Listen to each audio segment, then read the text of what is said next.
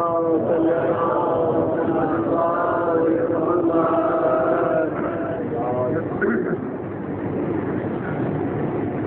بالله من الشيطان الرجيم.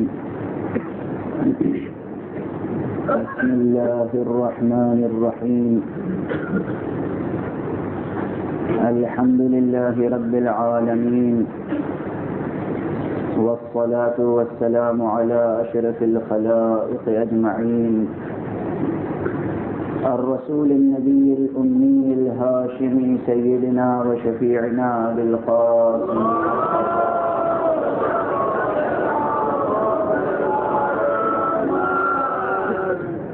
وعلى أهل بيته الطيبين الطاهرين الهداة المهديين المعصومين المظلومين، واللعنة الدائمة على أعداء الدين أجمعين.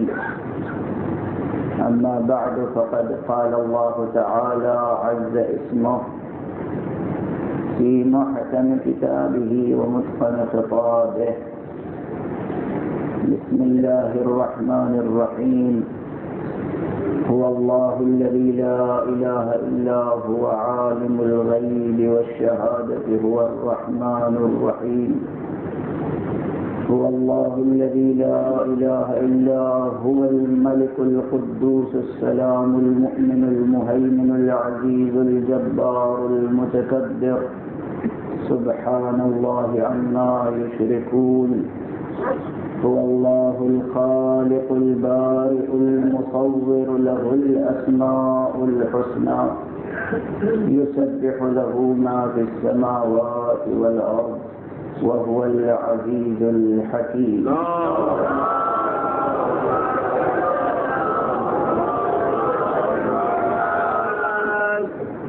ایک مقدار ہم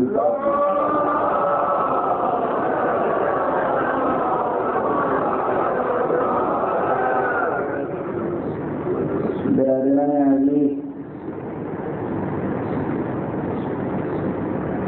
ہمارا موضوع بحث اور محور فکر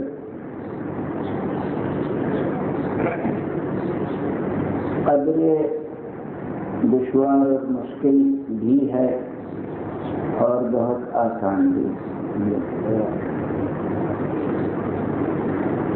دوران بحث ذرا بوجھل مقامات بھی آئیں گے، سنگین مسائل میں آئیں گے، اور اس کا تحمل آپ کو کرنا پڑے گا.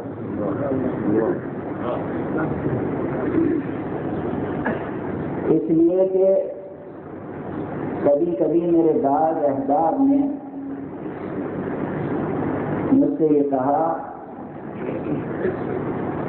کہ مجلسوں میں زیادہ سنگین مسائل چھیڑنے نہیں چاہیے.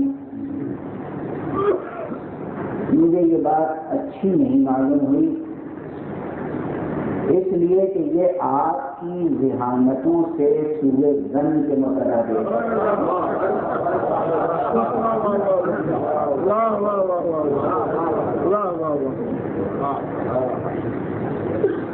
دیکھیے، یہ فرش اعضا، یہ بزم ذکر اور یہ مدرسہ فکر، جیسے مدرسہ حسینی کہتے ہیں، یہ ذہانتوں کو پروان چڑھاتی ہے.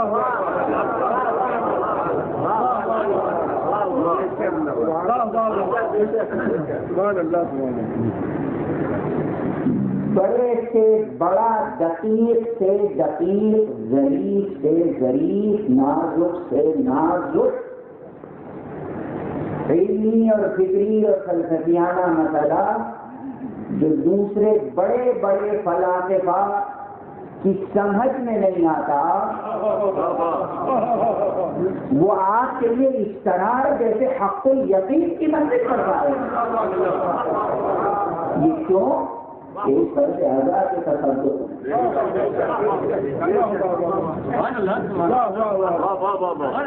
آپ کو اندازہ نہیں ہے، کبھی کوئی نعمت جب اپنے دامن میں ہوتی ہے تو اس کی قدر نہیں ہوتی۔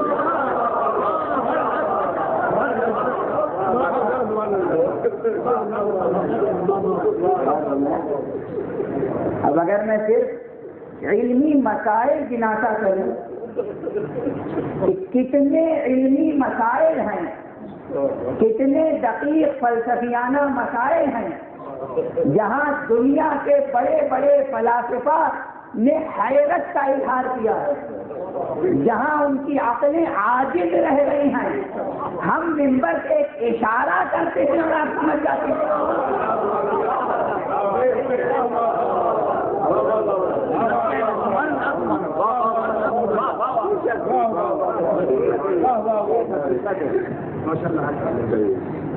جب اہل بیت اطہار کے مسلسل ذکر سے ایسی ذہانتیں پروان چڑھ جائیں تو پھر خود ان کے مراتب علم کا اندازہ کون کر سکتا ہے؟ محمد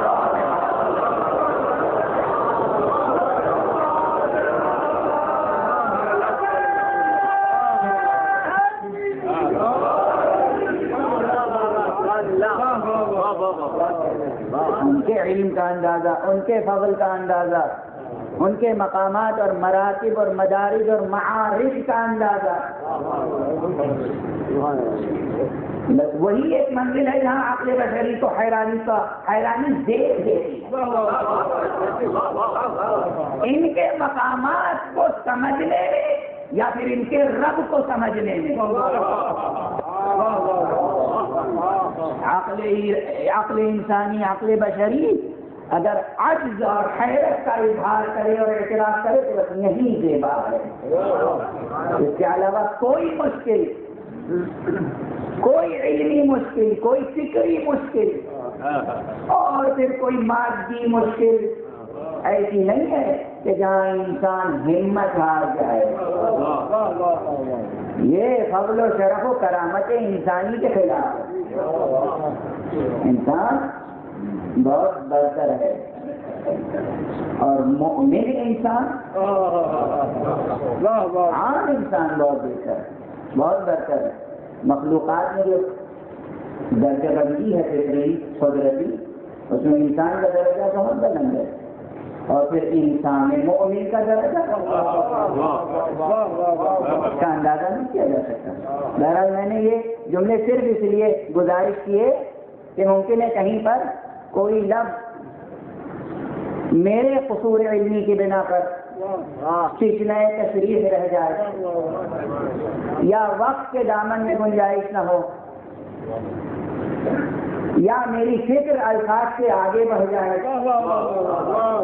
ہوتا ہے ایسا، پچھنا رہ جائے بات تو سنگینی پیدا ہو جائے گی، لیکن آپ کی ذہانتوں سے سوء ظن نہیں ہے مجھے۔ اس اسماء الہیہ کی بحث بہت اہم ہے، بے حد اہم ہے، اور یہ نہ سمجھیے گا کہ یہ صرف ظاہری ذکر اور وظیفے اور دعا اور تعویذ، عموماً اسماء الہیہ کی شرح کہاں ملتی ہے؟ تفاوت رأس کجا تاب کجا، نعمتیں آپ کے پاس کیا ہیں اور آپ اس کا استعمال کہاں کر رہے ہیں؟ دعاؤں اور تعویذوں کی کتابیں، دعا و تعویذ کی اہمیت اور اس کے اثر کا منکر نہیں ہوں،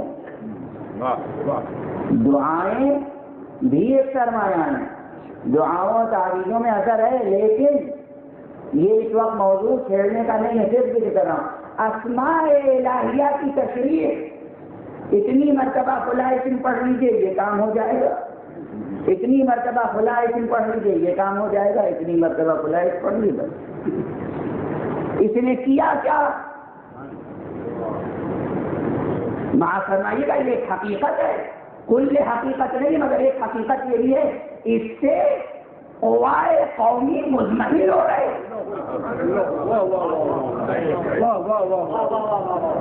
تھوڑی ضعیف الاعتقادی بھی پیدا ہوئی، کچھ ہمتیں اور حوصلے اور سہل انگاری پیدا ہو گئی۔ اب بجائے اس کے کہ آپ علمی جد و جہد میں آگے بڑھیں، کمپٹیٹیو لائف میں آپ آگے بڑھیں، اپنے قوا اپنے استعدادات کو کام میں لائیں، آپ نے یہ کیا کہ مولوی کا دروازہ دیکھ لیا، یہ تعریف دے دیجیے، کاروبار نہیں چلتا، کسی نے جادو کر دیا ہے، کسی نے سیر کر دیا ہے، کسی نے باندھ دیا ہے، یہ سب ہمارے معاشرے کے مسائل ہیں۔ اور انہوں نے کیا کیا، ایک اسم الہی بتا دیا، بلا شبہ اسماء الہیہ اس مرحلے میں بھی اثر رکھتے ہیں، مگر بس یہیں تک اثر نہیں رکھتے۔ اسماء الہیہ کا مطالعہ کرتے جائیے، جوانوں کے لیے، نوجوانوں کے لیے، سائنسی اور فلسفیانہ فکر رکھنے والوں کے لیے گزارش کر رہا ہوں۔ اسماء الہیہ یعنی اللہ تعالیٰ کے ناموں کا مطالعہ اس عنوان سے کیجیے، اللہ کے ناموں سے اس کی صفتوں کا اندازہ ہوتا ہے،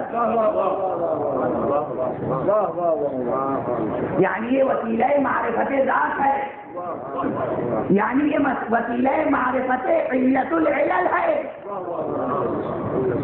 یعنی وہ خالق نے جس نے اس کائنات کو خلق فرمایا اور اس نے اپنے گوناگوں مظاہر خلق فرمائے، گوناگوں قوتیں پیدا کی،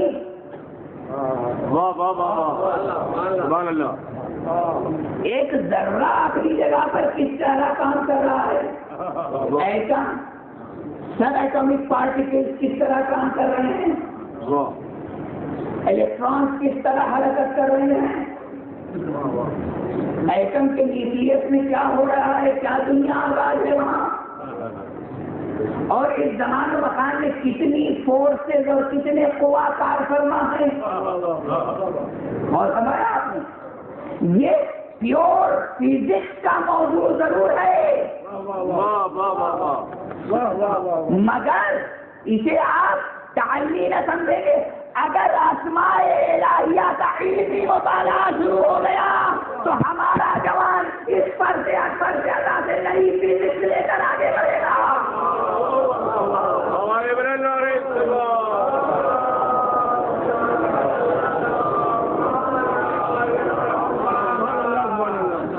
اسماء الہیہ کا مطالعہ کیجیے، علمی مطالعہ ضرور، اس نقطے کو بھی یاد رکھیں۔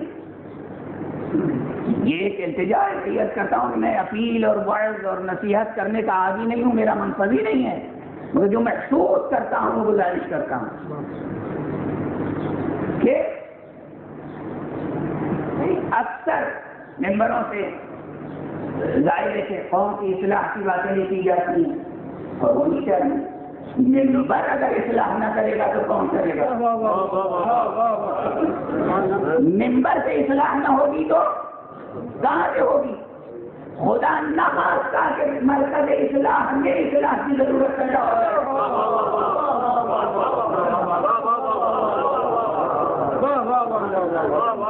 ممبر ہی کو حق ہے اصلاح کا، اس لیے کہ یہ ممبر جہاں سے وابستہ ہے، جس سے وابستہ ہے، جس مدرسے سے وابستہ ہے، امام جب چلے تھے مدینے سے تو یہی کہتا انما خرجت لطلب الاصلاح فی امت جدی، میں اصلاحی ہوں اپنی امت، اپنے جد کی امت میں اصلاح کی خاطر۔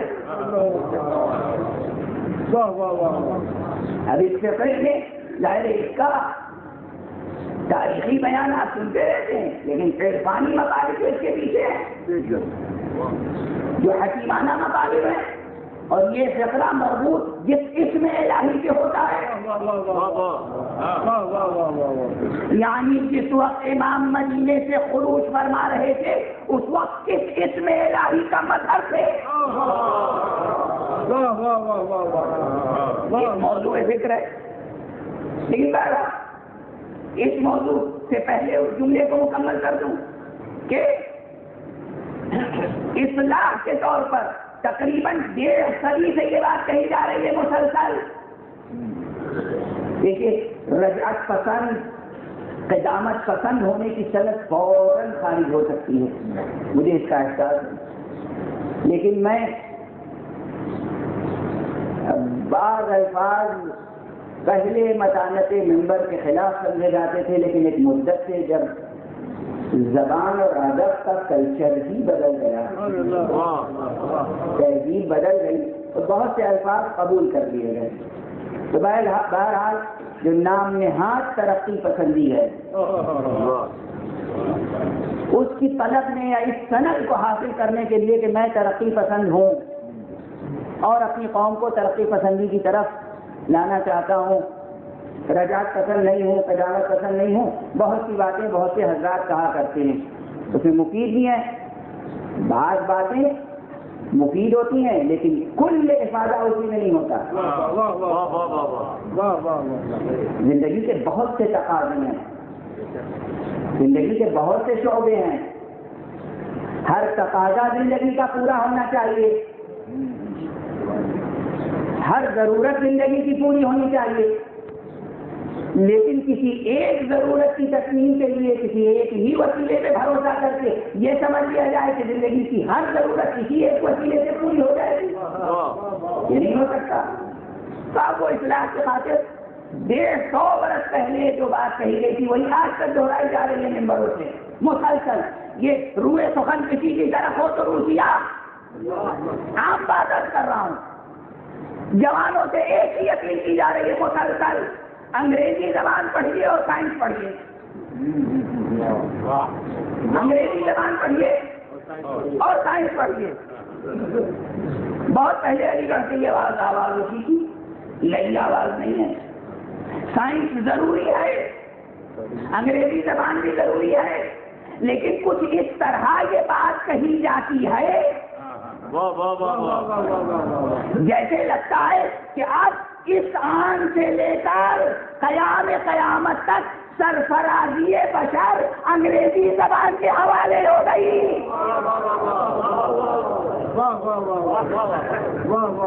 دستیات جوڑ کے عرض کر رہا ہوں، بہت سچی انداز میں عرض کر رہا ہوں تاکہ سب کی سمجھ میں آ جائے، ہمارے نوجوانوں اور بچوں کی سمجھ آ جائے. ضرور انگریزی زبان پڑھیں، زیادہ سے زیادہ زبانیں پڑھیں، لاطینی زبان پڑھیں، جدید زبانیں بھی پڑھیں، قدیم زبانیں بھی پڑھیں. قدیم زبانوں میں اب بھی بہت سا علمی سرمایہ موجود ہے. قدیم زبانیں پڑھیں، جدید زبانیں پڑھیں، مگر صرف انگریزی زبان میں اگر انحصار ترقی زندگی انسانی ہوتا تو پھر پروردگار عالم کو قرآن مجید عربی زبان میں نازل نہیں کرنا چاہیے گا.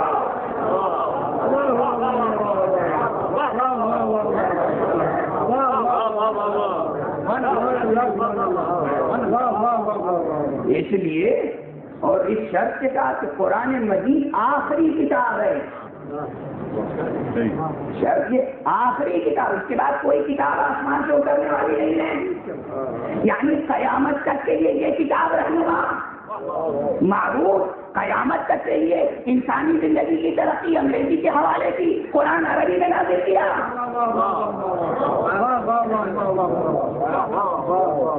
کسی زبان کا مخالف نہیں، انگریزی زبان حاصل کریں اور اس طرح حاصل کریں کہ آپ کے بچے، جس طرح دیکھیے گزارش کر رہا ہوں، اردو زبان کی کیا حیثیت اور حقیقت تھی 100 برس پہلے، 200 برس پہلے. اب یہ کہتے ہیں الکلام و یجر الکلام، بات سے بات پیدا ہوتی ہے اور جب بات آ جاتی ہے تو اسے مکمل کر کے آگے بڑھنا چاہیے. اردو زبان کی کیا حیثیت تھی 150 برس پہلے، 200 برس پہلے. خدا کی قسم اگر اردو زبان میں صرف غزلیں لکھی جاتی رہتی، افسانے لکھے جاتے رہتے، داستانیں لکھی جاتی رہتی تو آج اردو زبان اتنی اہم نہ ہوتی. اردو زبان میں ذکر کربلا انیس الطبیب کو پھیلا کر کے عظمت حاصل کی.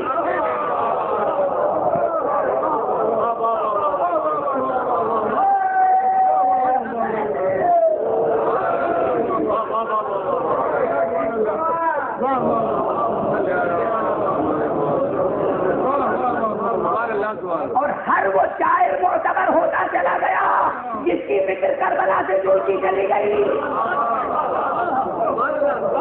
آج اقبال کا فلسفہ کسی کو یاد نہیں، اقبال کے وہ اشعار سب کو یاد ہے جو کربلا سے وابستہ ہے.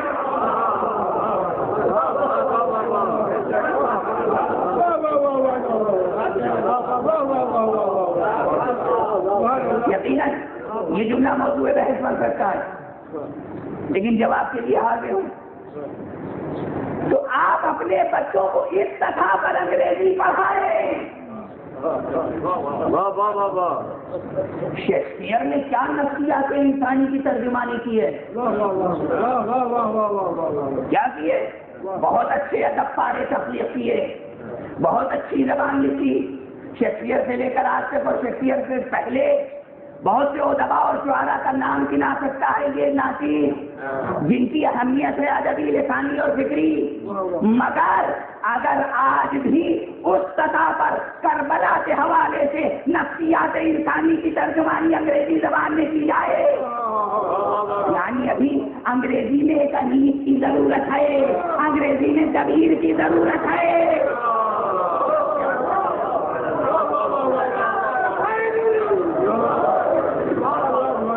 اتنی انگریزی سیکھ لینے سے کوئی فائدہ نہیں ہوگا کہ سیکریٹریٹ میں بیٹھ کر آپ درخواستیں لکھ سکیں، سیاسی تبصرے لکھ سکیں، گورنمنٹ رپورٹ تیار کر سکیں.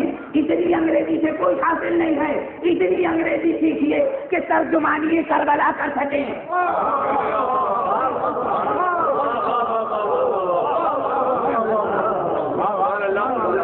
وہ حضرات جو کہتے ہیں انگریزی سکھائیے یعنی آفیسر بنائیے، میں کہتا ہوں انگریزی سکھائیے یعنی انگریزی زبان میں سفیر حسین تیار کیجیے.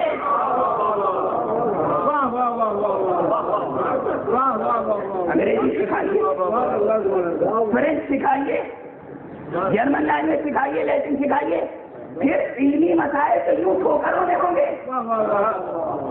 پھر کسی گورنر کو درخواست لکھنے بھر کی انگریزی تو کوئی مسئلہ ہی نہیں.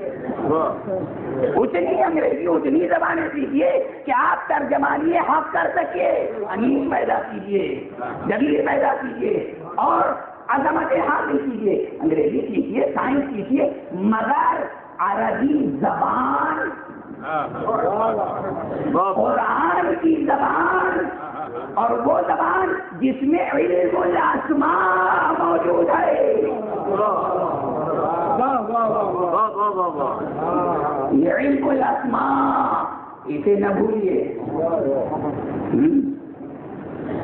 تاریخ کا مشاہدہ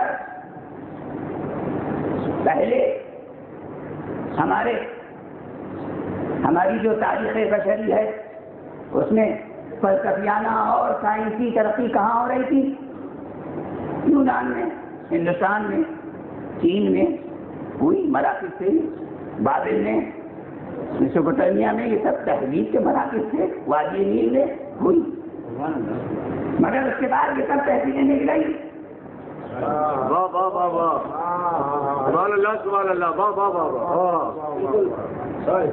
جب نعمت اپنے پاس ہوتی ہے تو قدر نہیں ہوتی. یہ سب تہذیبیں مٹ گئی. اس کے بعد ان سب کو ان کی تہذیب یاد کس نے دلائی؟ عرب نے،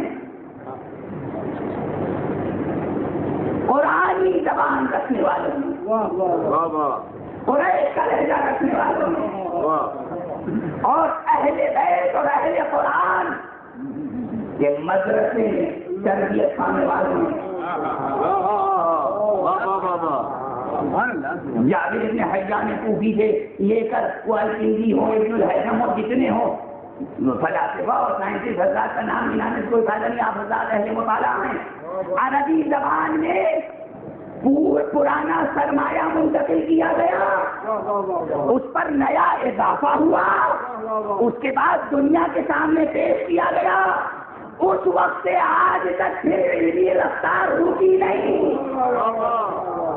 آگے بڑھتی چلی جاتی ہے. یعنی عربی زبان ایک سائنٹیفک لینگویج ہے. عربی زبان سے سب معلقات کی زبان نہیں ہے. وہ قصیدے جو قرآن مجید سے پہلے خلق ہوئے تھے، تخلیق کیے گئے تھے، اور خانہ کعبہ کی دیواروں پہ آگے جا کر دیے گئے تھے جس خانہ کعبہ میں بت رکھے ہوئے تھے، ان قصیدوں کی زبان صرف نہیں ہے عربی، عربی قرآن کی زبان ہے، عربی دیوان ابو طالب کی زبان ہے، عربی نہج البلاغہ کی زبان ہے، عربی امام محمد باقر کی زبان ہے، عربی امام جعفر صادق کی زبان ہے۔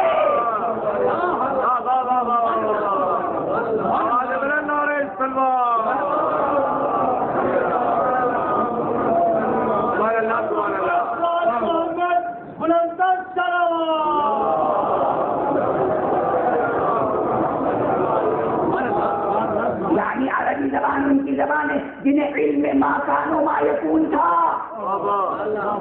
عربی زبان ان کی زبان ہے جنہیں جوامع الکلم عطا کیے گئے، جنہیں الفاظ میں کوثر سمونے کا ہنر دیا گیا۔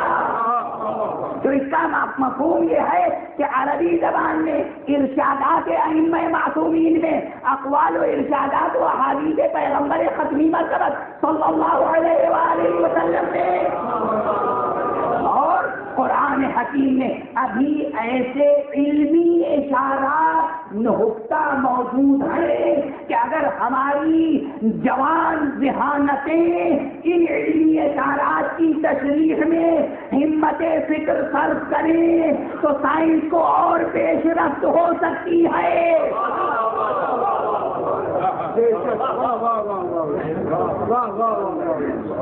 ہمتیں ہمارے یہ غلو نہیں ہے، پیش رفت علمی کا ایک وسیلہ ہے، لیکن ہوا کیا ہمارے معاشرے میں کیا ہے؟ بہت سی جگہوں پہ جاتا ہوں اور اب حضرات کہتے کیا ہیں، ایک 8-10 برس کا بچہ آیا سامنے، یہ ان کا نام یہ ہے، اچھا ماشاء اللہ پڑھ رہے ہیں، میں پڑھ رہے ہیں، اور مولانا عربی بھی پڑھنا ہے میرا بچہ، بہت خوش ہوا میں پہلی مرتبہ سے پوچھا عربی زبان میں کیا آپ کا نام کیا ہے؟ کچھ نہیں سمجھا۔ انہوں نے کہا وہ عربی کا مطلب ہے قرآن پڑھ رہے ہیں، بغدادی قاعدہ پڑھ رہے ہیں، اور اس کے بعد بغدادی قاعدے کے بعد پھر وہ یسر قرآن پڑھا اور قرآن نازلہ پڑھ لیا، اور محاورے میں کہتے ہیں عربی پڑھ رہا ہے ہمارا بچہ، اور ہمارا محاورہ ہے یا نہیں، عربی پڑھ رہے ہیں، اسے کہتے ہیں عربی پڑھنا۔ تو پھر یہ ہوتا ہے کہ زندگی بھر قرآن پڑھتے رہے مگر کسی ایک لفظ قرآن کا مفہوم سمجھنا چاہیے، اسے عربی پڑھنا نہیں کہتے۔ اور یہ کوئی مشکل مسئلہ نہیں ہے، آپ کے بچوں میں کم ذہانتیں نہیں آئے، اس ذہن انسانی اور نفس انسانی میں بے پناہ قوتیں اور استعدادات ہیں۔ جہاں مادری زبان سیکھ سکتا ہے، جہاں انگریزی ایک اجنبی زبان سیکھ سکتا ہے، وہاں عربی زبان بھی سیکھ سکتا ہے۔ عربی زبان سکھائیں یعنی صرف رسم الخط نہیں، حرف پہچان لیا، حرف کا جوڑنا ملانا پہچان لیا، ملا کے بے زبر کے ساتھ لفظ پڑھنا، آیتیں پڑھنا سیکھنی اتنا کافی نہیں ہے، زبان سکھائیے۔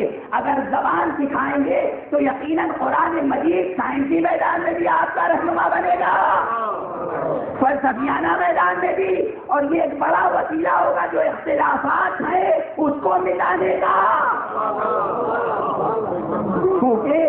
کیونکہ عربی زبان کو اس طرح بر صغیر میں جاگیر باز علماء کی بنا دی گئی،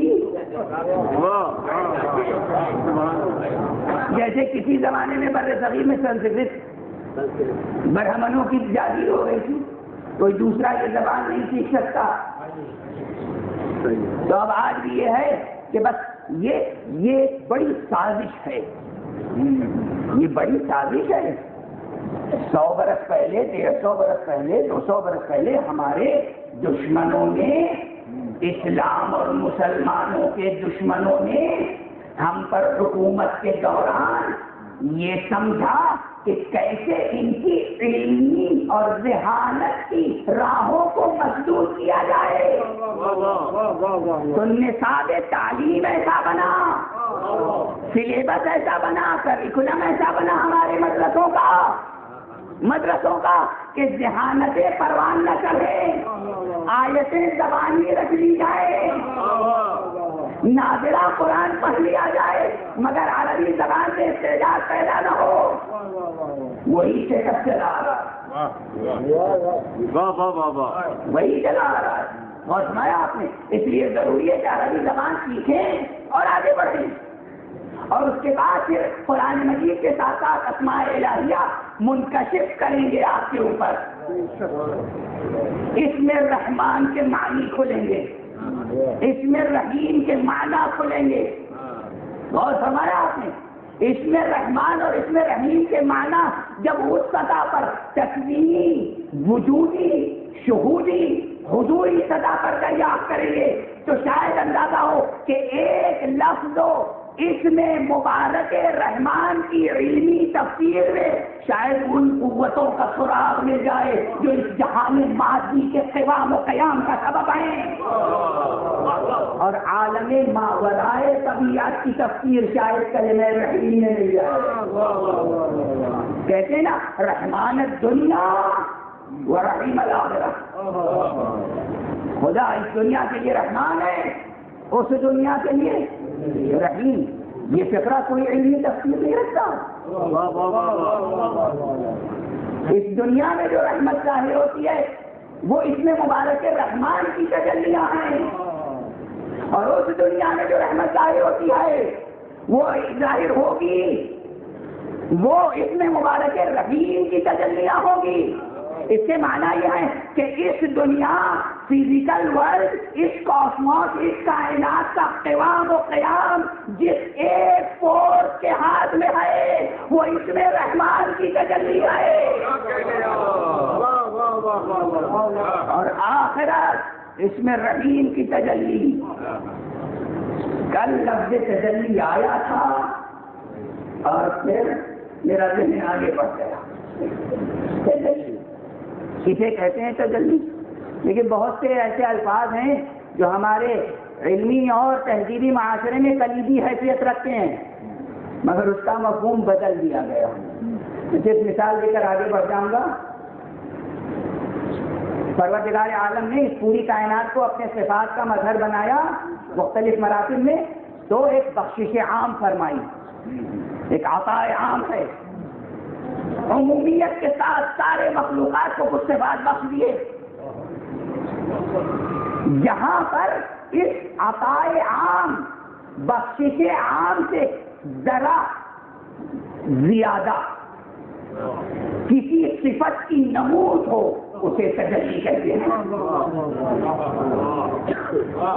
رحم و کرم ہر دل میں ہے۔ اب دیکھیے، مقام مسائل نہیں ہے، رحم و کرم ہر دل میں ہے مگر میدان جنگ میں دشمن سے رحم کرنا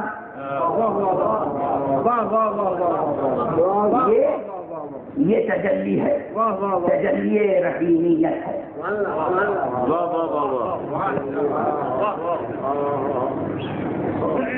مال و دولت ہوتے ہوئے سخاوت کرنا، لیکن فقر و فاقے کے عالم میں سخاوت کرنا، اب یہ کسی ایک خاص صفت کی تجلی ہے۔ یہ لفظ تجلی بھی اردو غزل و قصیدے میں آ کے کہیں سے کہیں پہنچ گیا، لیکن قرآن مجید میں یقیناً یہ واقعہ جناب موسیٰ سے وابستہ ہے۔ قال رب ارنی انظر الیک قال لن ترانی ولكن انظر الى الجبل۔ یہ سب آپ کے ذہنوں میں حوالے ہیں، میں تو صرف اشارات کر کے آگے بڑھتا ہوں۔ اب یہاں پر جو ایک نئی جہت کی طرف اشارہ کر کے آگے بڑھنا ہے وہ یہ کہ قرآن کے ظاہر سے لے کر اس کے باطن تک، گہرائی تک کتنا بعد ہے، کتنا بعد ہے۔ اولاً تو خود قرآن ایک تجلی ہے۔ آپ تجلی کے معنی سمجھنا چاہتے ہیں؟ خود قرآن ایک تجلی ہے، اور کس اسم کی کا مظہر ہے قرآن؟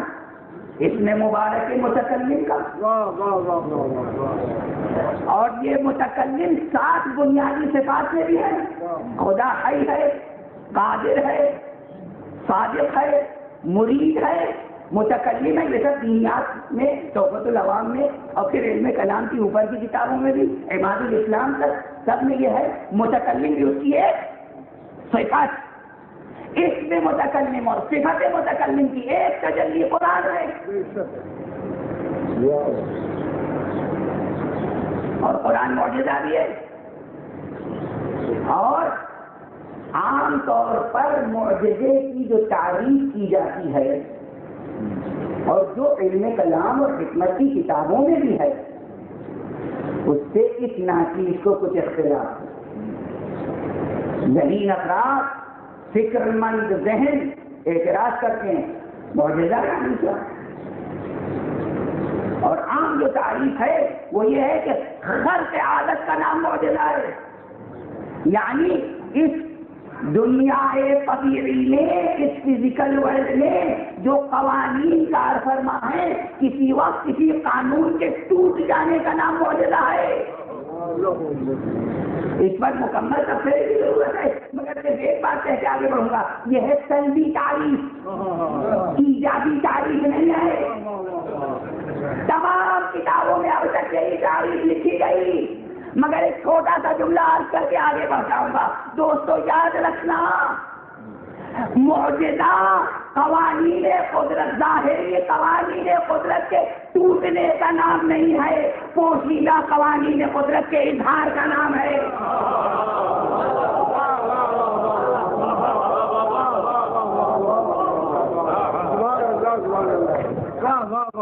پوشیدہ قوانین قدرت کے اظہار کا نام ہے معجزہ.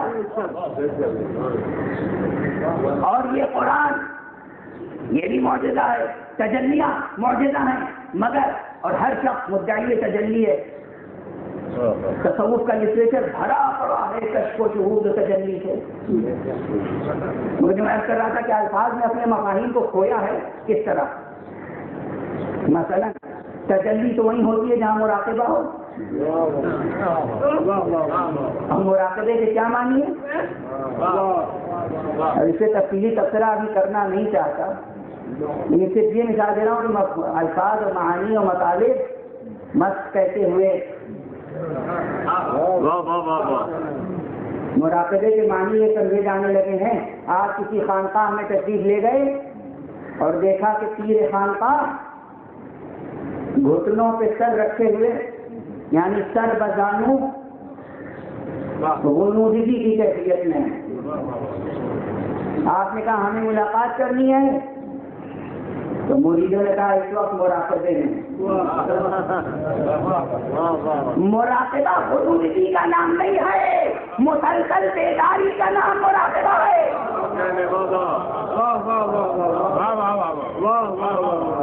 جو مسلسل بیدار رہے اور اپنے آئینہ قلب پر جلا کرتا رہے، وہاں تجلی ہوتی ہے. ذہن کو قریب کر رہا ہوں اپنے اسلوب فکر سے کہ جناب موسیٰ کے لیے جو تجلی ہوئی تھی کیا کہا جاتا ہے؟ پہاڑ پہ تجلی ہوئی تھی. دیا الفاظ ظاہری قرآن کے بھی گویا یہی کہتے ہیں. یہ بتائیے اسی قرآن مجید کے لیے جو تجلی ہے بلا شبہ، جو معجزہ ہے بلا شبہ، قرآن نے کہا اسی سورہ حشر میں جس کی آیتیں میرا سرنامہ ہیں کہ لو انزلنا هذا القرآن على جبل لرأيته خاشعا متصدعا. اگر یہ قرآن کسی پہاڑ پر اتارا جاتا تو تم دیکھتے کہ پہاڑ ریزا ریزا ہو جاتا خشیت الہی سے. یہاں تجلی کی نفی ہو رہی ہے، پہاڑ پر نفی نہیں ہو، تجلی نہیں ہو سکتی. وہاں پہاڑ پہ تجلی ہوئی. تجلی کے لیے ایک قلب پیغمبر ناکافی تھا. قلب پیغمبر کو چھوڑ کر پہاڑ پر تجلی.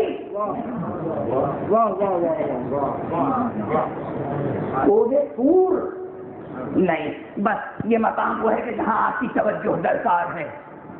موعظہ آپ حاصل کرنا چاہیں، آپ کا ذہن موعظہ حاصل نہ کرنا چاہیں، آپ کو اختیار. مگر تجلی وہاں ہوتی ہے. یہ کوہ، یہ پہاڑ کون سا پہاڑ تھا؟ یہ تو سب کو معلوم ہے کوہ طور تھا، مگر میں اس پس منظر میں عرض کر رہا ہوں عرفاء کیا کہتے ہیں، اہل بیت اطہار سے باطنی علم حاصل کرنے والے کیا کہتے ہیں، واہ واہ واہ واہ واہ واہ، نیچم کیا کہتے ہیں، رشید حجری کیا کہتے ہیں، ابو ذر کیا کہتے ہیں، سلمان کیا کہتے ہیں، تجلی کہاں، ریت کے پہاڑ، ریت کے ٹیلے یا پتھروں کے پہاڑوں پر ہوئی تھی تجلی، اور تجلی تھی کیا،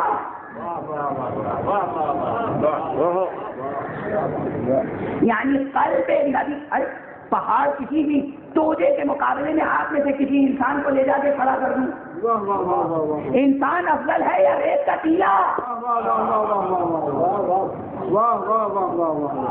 ظاہر قرآن کی تکذیب نہ ہو، دیکھیے یہ تعبیر کی منزل ہے، ذہن میں رہے باتیں، کسی جمادات کے اوپر اٹھ کر کسی نباتات، کسی درخت کے، اسی درخت کے مقابل میں کھڑا کر دیا جائے اگر کسی انسان کو، کسی انسان کو، کسی بھی انسان کو، کلیم اللہ کو نہیں، کلیم طور سینا کو نہیں، کسی بھی انسان کو، ایک انسان کو لیا اور درخت کے پاس لے جا کے کھڑا کر دیا، انسان افضل ہے یا درخت؟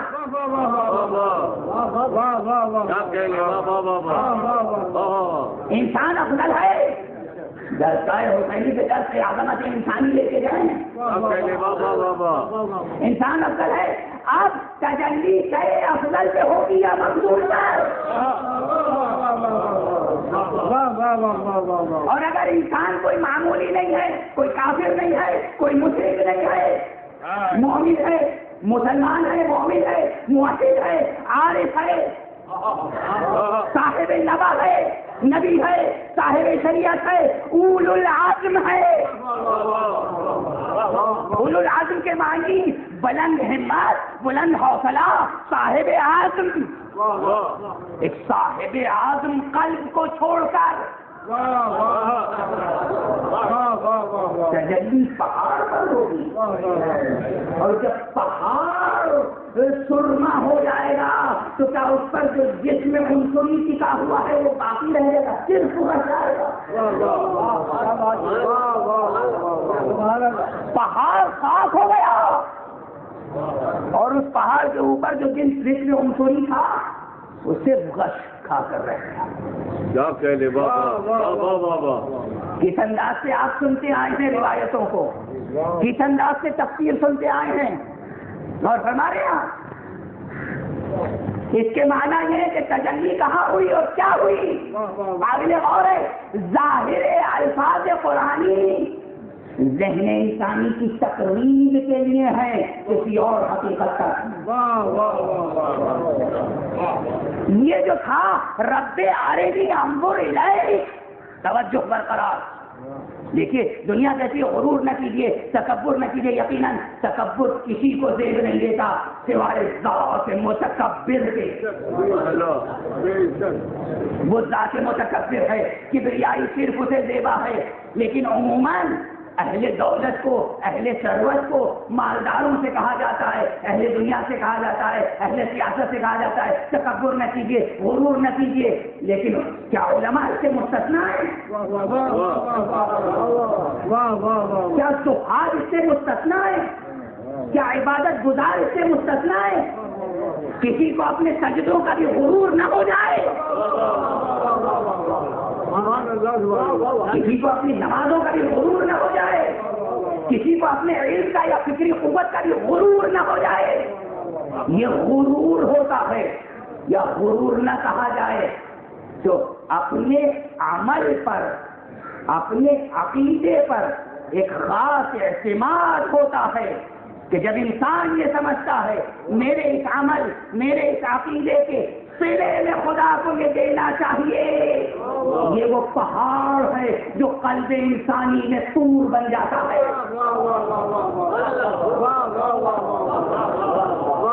طور انا،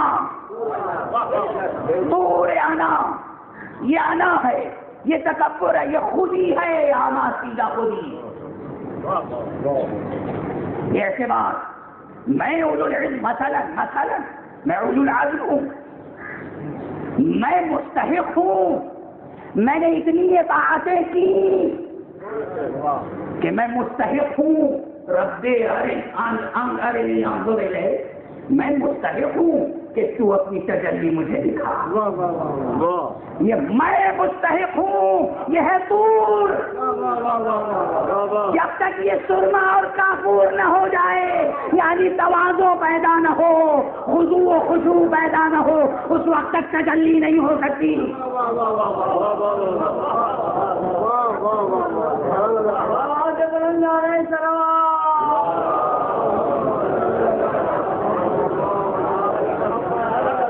چاہے نبی کا احساس انا ہو، یا کسی شاعر کا، یا کسی ادیب کا، یا کسی عالم کا، نہیں. اب تو تجلی ہوئی تو کیا، کیوں کھا کر گرے موسیٰ. بعض روایتوں میں ہے، اور آپ مقام فضائل میں، باب فضائل میں سنتے ہیں، جو نور دیکھا وہ خمسہ نجبہ کا تھا. یعنی موسیٰ کو جس وقت طلب کر رہے تھے رب ارنی، مجھے اپنا جلوہ دکھا، تو گویا اہتمام قدرت کچھ ایسا ہوا کہ موسیٰ تم کیا، تمہارا جسم کیا، تمہارا عرفان کیا، تمہاری نورانیت کیا، تمہارا عزم کیا، ذرا انہیں دیکھو اور ان کے خضوع و خشوع کو دیکھو.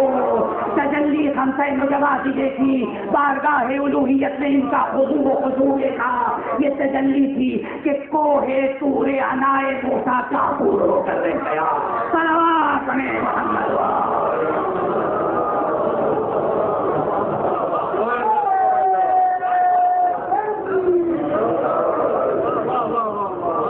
موسیٰ تمہاری عبادت ہے، تمہارا علم، تمہاری آگئی، انہیں دیکھو، یہ اول مخلوق ہے.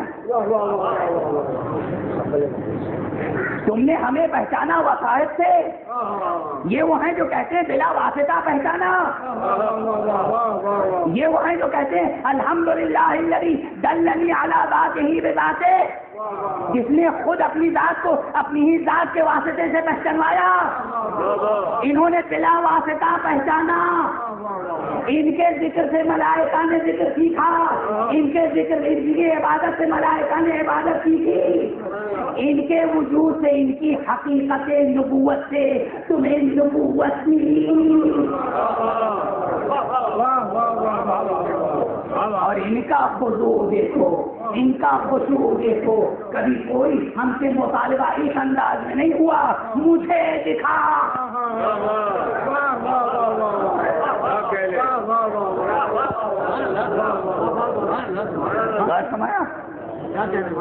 تجلی اس کائنات میں جو تجلی موسیٰ پہ ہوئی وہ بھی ظہور انوار محمد و آل محمد تھا. صلوات پڑھیں محمد و آل.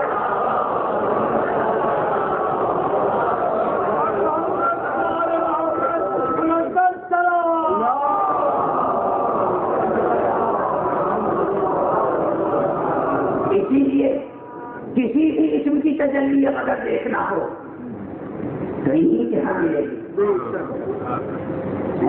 ناموں سے صفات کو پہچاننا. ہمارا سفر کیا ہے؟ ناموں سے، اللہ کے اچھے اچھے ناموں سے، اسماء حسنہ سے اس کے صفات کو پہچاننا. پہچاننا، جاننا نہیں. جاننا نہیں، پہچاننا. اور جب بات پہچاننے کی ہوگی، صفات پہچاننے کی بات ہوگی تو بغیر مجسمات صفات پہچانے نہیں جا سکتے. یہ مجسمات صفات الہیہ ہیں، یہ سب شرک نہیں. یہاں جو بھی گفتگو ہوتی ہے سب توحید سے وابستہ ہوتا ہے. یہ شرک نہیں ہے، ذرا تحمل درکار ہے، صرف تحمل درکار ہے. میں یوں ہی منتشر مثالیں دیتا رہوں گا. 99 اسماء الہیہ ہیں. کل اسم مبارک محیی سے متعلق عرض کیا تھا، کیسے ان کی سیرت سے احیاء کا اظہار ہوا. اسم مبارک محیی میں تجلی تھی. اور بہت سے اسماء میں اچھے اچھے ناموں میں صرف یہی نہیں ہے کہ رحمان، رحیم بہت اچھا نام، کریم، رزاق رزق دینے والا، خالق، باری، مصور. بعض ایسے اسماء ہیں جہاں سطحی ذہن یہ سوچنے پہ مجبور ہو جاتا ہے کہ یہ چیز تو بندوں کے حق میں اچھی نہیں قرار دی گئی، تو پھر خود ذات باری تعالیٰ کے لیے کیسے زیب دے گی؟ کوئی موعظہ کرنے والا کسی سے کہے کہ آپ یہ کام نہ کیجیے اور خود وہ کام کرے تو کیسا محسوس ہوگا؟ یعنی اپنی ذات کو کیسے مستثنا کیا جا سکتا ہے؟ تو بعض ایسے اسماء ہیں جہاں ذہن ٹھہرتا ہے. لیکن میں ظاہر میرا وقت میرے اعتبار سے ختم ہو رہا ہے، اس لیے ایک اس میں مبارک فی الحال میں قہار، جبار، بہت سے ایسے الفاظ ہیں جہاں سوچے قہر. بھائی قہر و غلبہ ہمارے یہاں ممنوع ہے یا نہیں؟ قہر و غلبے سے کچھ کام نہیں بنتا، لیکن پروردگار عالم قہار ہے، تو وہاں قہار ہونے کے کیا معنی؟ وہ جبار ہے. جبار کا مفہوم انگریزی میں ایک کتاب شرح اسماء کے طور پر چھپی ہو، میری نظر سے گزری ہوں، وہاں بھی ترجمے میں اشتباہ، غلط ترجمہ کیا گیا اس میں جبار کا، اور اردو میں عربی کو سوچا گیا. اب یہ تو بہت ہی سچی سے گویا وہ ہمارے ہندوستان میں اب لطیفے رائج ہو گئے ہیں. کسی سے کہا گیا آزادی کے بعد جب ہندی زبان کا زور و شور ہوا کہ آپ نے کیا تعلیم حاصل کی ہے، تو انہوں نے کہا کہ ہندی میڈیم سے انگریزی میں ایم اے کیا ہے.